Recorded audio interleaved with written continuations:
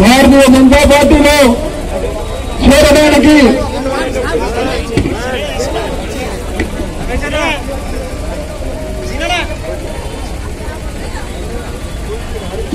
ఆదరం నమస్కారం చేరుగా కిషన్ రెడ్డి గారు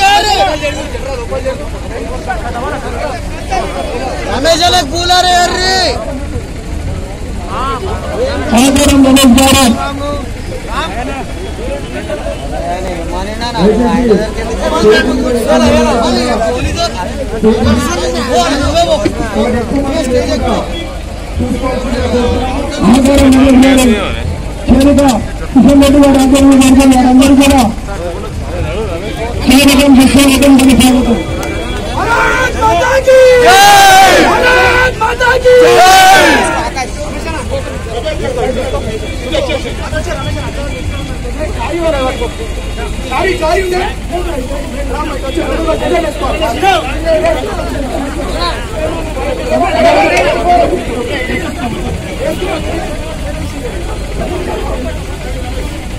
ప్రభుదాస్ వినయ్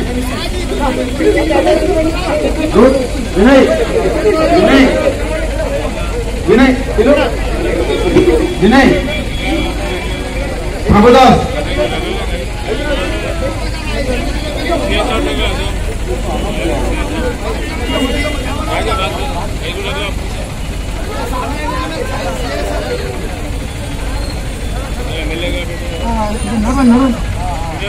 దయచేసి సమయం తక్కువగా ఉంది కాబట్టి అదేవిధంగా కిషన్ రెడ్డి గారు యొక్క రథం పైకి రావాల్సిందిగా కోరుతున్నాము. రూట్ చూసే వాళ్ళు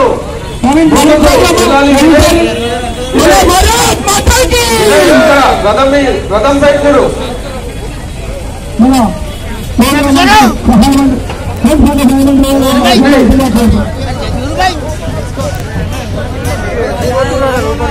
ప్రభుదాస్ ఎక్కడున్నా ఇక్కడ రథం వద్దకు రావాలి. ప్రభుదాస్ వినయ్ ఇక్కడ రథం వద్దకు రావాలి. మిత్రులందరికీ నమస్కారం. ఈరోజు భారతీయ జనతా పార్టీ అభ్యర్థిగా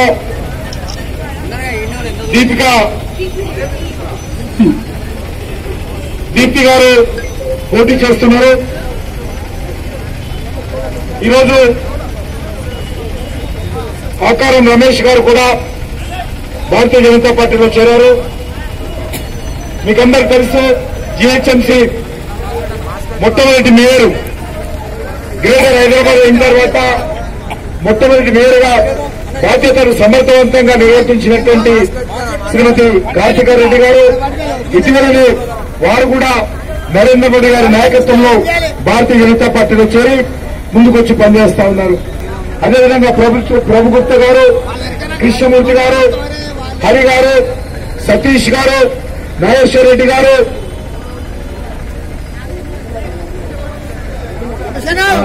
యమున గారు, ఇంకా అనేక మంది, కళ్యాణి నాగలక్ష్మి చెప్పారు, కళ్యాణి నాగలక్ష్మి గారు, మిగతా ఈ కార్యక్రమంలో పాల్గొంటున్నటువంటి సోదరిమణులారా చాలా సంతోషము. ఈరోజు మన యొక్క పార్టీ విజయం కోసము మీరందరూ కూడా మరి ఈరోజు ఇక్కడికి రావడం జరిగింది.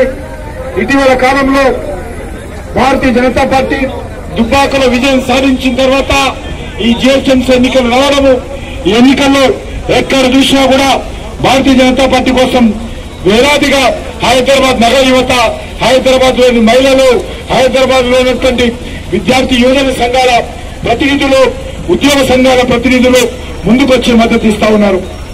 ఎన్నికల్లో భారతీయ జనతా పార్టీ విజయం సాధించాలని, మేయర్ అభ్యర్థిగా భారతీయ జనతా పార్టీ గెలవాలని హైదరాబాద్ ప్రజలు నిర్ణయానికి వచ్చారు.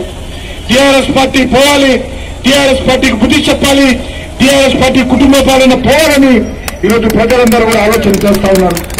అందులో ఆలోచించి ఈరోజు నిర్ణయం తీసుకుంటున్నారు. ఎక్కడికి వెళ్ళినా కూడా ఏ డివిజన్కి వెళ్ళినా కూడా ఇదే పరిస్థితి. వేలాది మంది ప్రజలు స్వచ్ఛందంగా ముందుకొచ్చి బీజేపీ విజయం కోసం కృషి చేస్తా ఉన్నారు. మీ అందరినీ కోరుతాను, ఎన్నికలు 1వ తేదీన జరగనున్నాయి. ఈ ఎన్నికల్లో ఖచ్చితంగా భారతీయ జనతా పార్టీ గెలవడం కోసం ప్రతి ఒక్కరు కూడా ఆశీర్వదించి సహకరించాల్సిందిగా కోరుతాను. పోలింగ్ పర్సెంట్ పెరగాలి. ఈ పోలింగ్ పెరిగితేనే మనం విజయం సాధిస్తాము. ప్రతి ఒక్కరు కూడా ఓటు హక్కు ఉన్నటువంటి ప్రతి వ్యక్తి, ఓటర్ లిస్ట్ లో పేరున్నటువంటి ప్రతి వ్యక్తి తమ ఓటు హక్కు సద్వినియోగం చేసుకుని భారతీయ జనతా పార్టీ విజయం కోసం కృషి చేయాల్సిందిగా ప్రతి ఒక్కరిని కోరుకుంటూ, మరి మీకు తెలుసు తెలంగాణ వచ్చిన తర్వాత ఇక్కడ టీఆర్ఎస్ పార్టీ ఒక ప్రైవేట్ లిమిటెడ్ కంపెనీగా మార్చుకున్నది. ఈ తెలంగాణ రాష్ట్రంలో కేసీఆర్ కుటుంబానికి ఒక ప్రైవేట్ లిమిటెడ్ కంపెనీగా మార్చుకొని ఈరోజు నిర్ణయాలు తీసుకుంటున్నారు. మీ అందరినీ కోరుతా ఉన్నాను, ఈరోజు ఈ యొక్క తండ్రి కొడుకుల పాలన, ఒక కుటుంబ పాలన నుంచి తెలంగాణ తల్లిని మనం రక్షించుకోవాల్సిన అవసరం ఉంది. పాత పక్షంలో మజ్లిస్ పార్టీ, కొత్త పక్షంలో కేసీఆర్ పార్టీ, టీఆర్ఎస్ పార్టీ, ఈ 2 కుటుంబాలు కూడా హైదరాబాద్ ని దోచుకొని దాచుకుంటున్నారు. కాబట్టి ఈ 2 పార్టీల నుంచి విముక్తి పొందాలంటే భారతీయ జనతా పార్టీకి మాత్రమే సాధ్యం. భారతీయ జనతా పార్టీ మాత్రమే నరేంద్ర మోడీ గారి నేతృత్వంలో నిజమైనటువంటి అభివృద్ధి జరుగుతుంది. ఈరోజు భారతీయ జనతా పార్టీ 17 రాష్ట్రాల్లో అధికారంలో ఉన్నాం. 17 మంది ముఖ్యమంత్రులు ఉన్నారు. దేశంలో ఉన్నటువంటి మున్సిపల్ కార్పొరేషన్లు 80% మున్సిపల్ కార్పొరేషన్లు భారతీయ జనతా పార్టీ పరిపాలిస్తున్నాయి. అద్భుతమైనటువంటి పరిపాలన చేస్తా ఉన్నారు. కాబట్టి మీ అందరినీ కోరుతున్నాను, ఈ యొక్క తెలంగాణ రాష్ట్రంలో కూడా భారతీయ జనతా పార్టీ రానున్న రోజుల్లో అధికారంలో రావాలంటే ఈ మున్సిపల్ ఎలక్షన్స్ లో భారతీయ జనతా పార్టీ మీరు ఆదరించాలి. ఇటీవల దుబ్బాకలో గెలిపించారు. హైదరాబాద్ లో గెలిస్తే 2023లో భారతీయ జనతా పార్టీ ఈ రాష్ట్రంలో అధికారంలోకి వస్తుంది. ఈ యొక్క తెలంగాణ రాష్ట్రం ఎంతో పోరాటం చేసి సాధించుకున్నటువంటి తెలంగాణ ఒక కుటుంబం చేతిలో బందీ. ఈ రోజు మనం చూశాము. అసదుద్దీన్ ఓవైసీ స్టేట్మెంట్ ఇచ్చాడు, నెక్లెస్ రోడ్ లో ఉన్నటువంటి పివి నరసింహారావు యొక్క సమాధిని కూల్చేస్తానని, నెక్లెస్ రోడ్ లో ఉన్నటువంటి ఎన్టీ రామారావు సమాధిని కూల్చివేస్తానని. ఏ రకంగా కూల్చారో ఈ రోజు భారతీయ జనతా పార్టీ ఖచ్చితంగా మజ్లిస్ పార్టీ ఆ యొక్క సమాధులు కూర్చోడానికి వస్తే పివి నరసింహారావు సమాధి మన తెలంగాణ తెలుగు ప్రజలు గౌరవపడేటువంటి మొట్టమొదటి ప్రధానమంత్రి పివి నరసింహారావు, ఆయన సమాధి కూల్స్తారని ఈ రోజు Majlis party MLA Akbaruddin Owaisi statement ఇచ్చాడు. మన ఆంధ్రులు గౌరవపడే విధంగా, తెలుగు ప్రజలు గౌరవపడే విధంగా మహానటుడు ముఖ్యమంత్రి ఎన్టీ రామారావు యొక్క సమాధిని కూల్స్తారని చెప్పి కూడా ఈ రోజు మరి అక్బరుద్దీన్ ఓవైసీ స్టేట్మెంట్ ఇచ్చారు. నేను హైదరాబాద్ ప్రజలను కోరుతున్నాను, హైదరాబాద్ ప్రజల సాక్షిగా చెప్తున్నాను, ఈ రోజు అక్బరుద్దీన్ ఓవైసీ దమ్ము ధైర్యం ఉంటే ఒక్కసారి ఈ యొక్క సమాధులను కూల్చి చూపించాల్సిందిగా నేను కోరుతాను. ఎట్టి పరిస్థితుల్లో హైదరాబాద్ ప్రజలు గౌరవిస్తారు పివి నరసింహారావును, తెలంగాణ ప్రజలు గౌరవిస్తారు ఎన్టీ రామారావును.